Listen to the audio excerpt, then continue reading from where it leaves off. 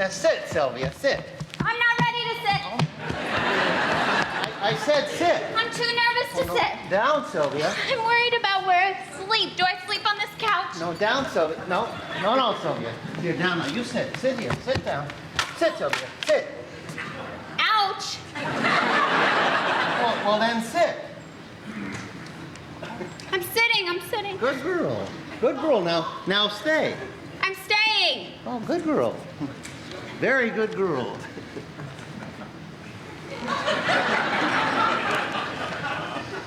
You don't have to hit, you know. Well, it didn't hurt. You most certainly did. Well, then I'm sorry. You ought to be. I just want you to be on your best behavior. Kate gets home any minute. Who's Kate? My wife, okay? Okay, but you don't have to hit. Well, then I won't, ever again. I promise. Okay. What were you thinking? By the way, we're looking at Annaleigh Ashford, Tony Award-winning actress, and that was from Sylvia. You're a very lovable dog, and this is playing where? At the Court Theater on 48th Street between 6th and 7th. Who's that guy you were playing with? Just, you know, an actor named Matthew Broderick. He's pretty terrific. What were you thinking when you were looking at that? Oh, my gosh. You know, I was trying to remember the night that was from. I have no idea. I couldn't place it. But I think it was kind of in the beginning of our run. And it's so strange to watch what I see kind of in my head visually. I visualize myself as a dog every night. So it's kind of crazy to watch it. What's the premise of it? Sylvia is a wonderful play written by A.R. Gurney about a man who finds this dog without an owner in the park, and in a lot of ways she finds him.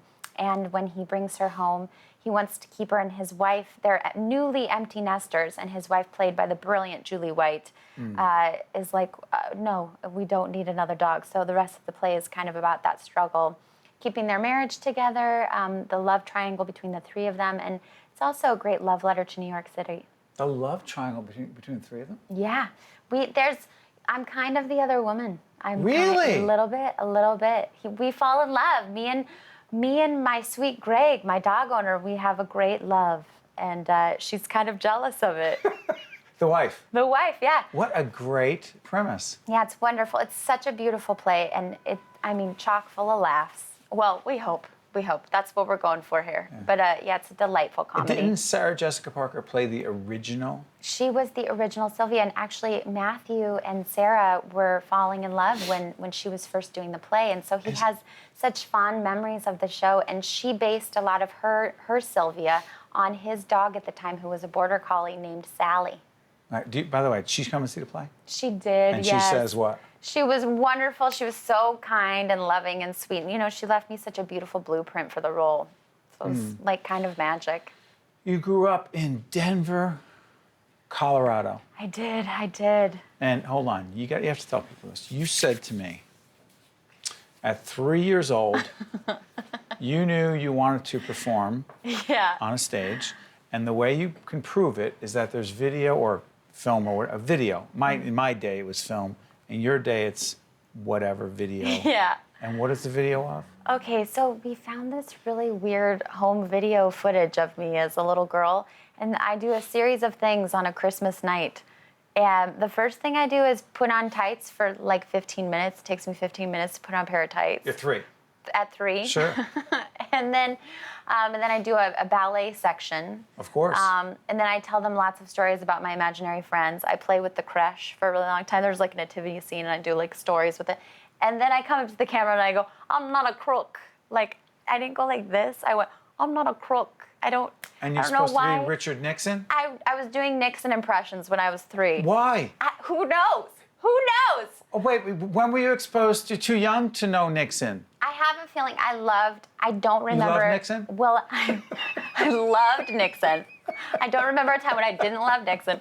I don't remember a time in my life where I didn't watch Saturday Night Live. So it must have come from a sketch. Interesting. Like it had to have. And I knew at a very young age that getting a laugh felt good, which sounds disgusting and very egotistical, but in another way, I knew that I think as a little person, bringing joy to people was important, and you can do that through storytelling and through laughter. And I think it's kind of been an intention for the rest of my life. Did you start performing out in Denver?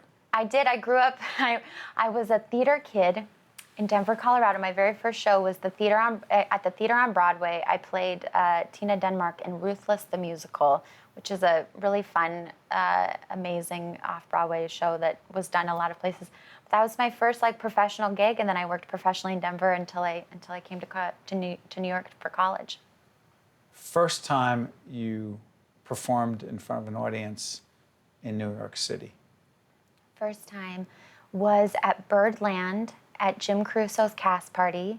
My best friend, Craig Jessup, also known as Breedlove, we sang a Steve and Edie song, and we thought we were so cool. Steve and Edie Gourmet? Yeah, we were like, and up and around the streets, and up to the party, hey, hey. I mean, it didn't go well. It didn't go well at all. What do you mean it didn't go well? The audience didn't respond? We thought we were gonna be stars the next day. It was like, that was weird. You got... That was weird. That was weird. Are you serious? I mean... What did you do? Well, we also were really into the early 70s, so we looked like they thought we came out of some weird, variety show from 1971. It looked like we were doing performance art, so I think people were confused. Yeah, performance art is confusing. So my producers are telling me to stop asking you this and ask you about all your success after that. Okay. So what do we got here? Where did she succeed? Because after Steve and Edie, things got really good. You can't take it with you? You can't take it with you. We did last year. Mr. James Earl Jones I got to play his granddaughter. He was my grandpa, which was... Wow. He led one of the most brilliant companies of actors I've ever worked with. Oh, look at James. He's doing the Gin Game right now, which I'm actually going to see on Monday. I'm really excited about. But I played his terrible ballet dancer daughter. I mean, it was the worst ballet dancer that ever happened on Broadway. But you're a dancer. I am a dancer. I grew up dancing. I, as you know, have been dancing in my living room doing ballet since I was 3. Yes. But it was a challenge to dance badly every day. The last two shows that I've done, I have been extremely physical. You have to dance badly. I mean, I had to be really bad at dancing on point. So just never a pointed foot, fully pointed, just like half pointed. Just everything is slightly bad. That is wild. You know when you go see somebody do karaoke and they're like really bad, they think they're good. Oh, yeah. You know, so that's kind of the whole Do you thing. ever see a talk show host who thinks he's really good? And what are you laughing at? You're laughing a little too hard. Well, I'm thinking about, I guest hosted in my hometown in Denver on a show, and I was terrible. Okay, I was talking about some people I know, but go ahead. I was terrible. No, you actually hosted a show? Well, I wasn't How do you know terrible. that you were terrible? I actually wasn't terrible. I shouldn't say that. What I mean to say is I wasn't used to the earpiece. You mean this? It's magical. I want one in life. Like, I just wish that I had one. Yeah, but you have no idea what it's like to be talking to someone while someone's talking to you, and then you have to stay focused. Exactly. I need practice on that part. I think I would be an amazing guest co-host on The View if anybody wants to, invite me. What did you turn to the camera and Did make you that like pitch? that? I don't was even great. know which one I was looking at. It doesn't really matter. Whatever. So anyways, I'd be really good at that. But I just need a little practice with the in-ear because they started telling me things and my in-ear was broken and I didn't know it because I'd never, done that. So I was like, why is there a lot of snow falling in my ear? Your inner ear was broken? The in-ear. Isn't that what it's called? It's called the IFB. Well, in the world of singing for concerts, we call them in-ears. In-ears. Terry, what is she talking about? I know, it's crazy. Like Cyndi Lauper will be like, oh my God, my in-ear isn't right. Because it's called an in-ear. Do you do impressions? Really, only Cyndi Lauper. That was the only one I'm good at. I also do James Earl Jones. Well, I do you James, do Nixon. but it's bad. Okay, hold on. What else? Georgette, what else you want me to ask her? See, look how it works. See how Georgette, legally blonde. Oh, Legally Blonde. See, now you're going to say, wow, what an incredible question Steve just came up with. That was Georgette. Legally Blonde was my Broadway debut, and it also actually connects back to Sylvia. I started the entire musical off by talking to a dog. Bill Berloni, the famous Broadway dog trainer, trained a magical little rescue pup named Chico to talk to me. So we had a conversation in which I spoke dog and translated to the rest of the sorority sisters.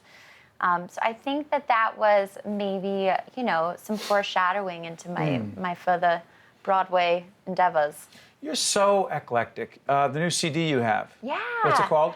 It's called Annaleigh Ashford, Lost in the Stars, live at 54 Below.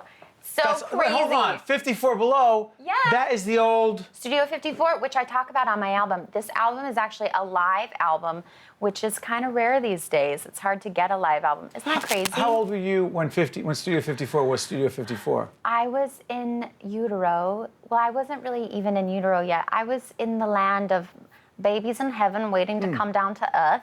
Yeah, I was there. You were? Let's just leave it at that. Oh, it's amazing. You know, I was a child, but I was there. Oh, it's incredible. This morning, actually, I was there, and Michael Musto was there talking about... Yes. Can you believe it? He's got stories. Oh, he's magical. Michael, I can't even believe it. So anyways, I said to him, I was like, just let me know because you would know. This room was the original VIP room for all of, like, the most famous people. Don't even ask what went on. He said, you're right. And I was like, okay, because I talk about it in my act. We do a 10-minute Donna Summer medley explaining the history of 54 Below, the goddess. And then we also do a really, you know, speaking of eclectic, it's a very eclectic mix of music, but it's a great homage to the classic cabaret. I always kind of say that we were trying to do, you know, what Bette Midler Live at Last was doing. So when you listen to it, it should feel like you're in the room with us. You're very talented. Oh, thanks. And to Black, 45 seconds to Black. They just told me 45 seconds to Black. What would you do if they told you 45 seconds to Black? What would that mean to you? That's TV code for? We're going to a break right now. No. No? To Black means you're done. There's nothing left. You go into darkness, television darkness. That's it. I should shadow you for a day before I go back to Colorado to co-host. You could be an intern at PBS. Do you know that? I would be so good. Let me tell you something. I think after this wonderful play called... Sylvia. Which is going to have a great long run. You should come to public television, be an intern with us, and we'll teach you how to use this. What do you call it? I call it an in-ear, but you call it an IFB. Annaleigh, you're terrific. Thank you. Thank you. Thank you so much. Yay. You are fun, even as Nixon. Thank you. I'm all What's that mean? One on One with Steve Adubato has been a production of the Caucus Educational Corporation, celebrating over 25 years of broadcast excellence. This special edition of One on One with Steve Adubato is brought to you from the Tisch WNET studios at Lincoln Center.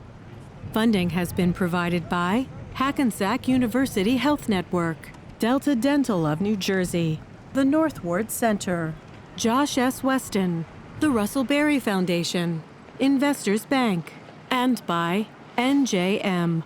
Transportation provided by Airbrook Limousine, serving the metropolitan New York, New Jersey area.